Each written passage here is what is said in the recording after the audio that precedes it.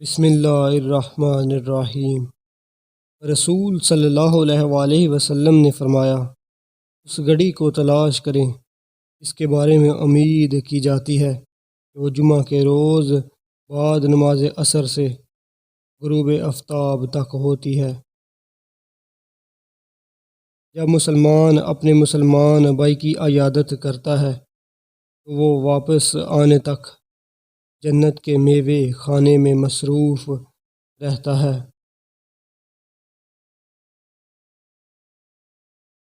سفید لباس پہنا کرو کیونکہ وہ زیادہ پاکیزہ اور زیادہ طیب ہے، اور اپنے مردوں کو اسی میں کفناؤ۔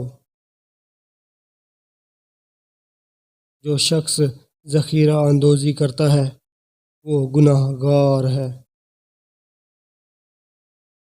جب تم میں سے کوئی لوگوں کو نماز پڑھائے تو وہ تخفیف کرے، کیونکہ ان میں بیمار، ضعیف اور بوڑھے ہوتے ہیں، اور جب تم میں سے کوئی شخص اکیلا نماز پڑھے تو پھر جس قدر چاہے لمبی پڑھے۔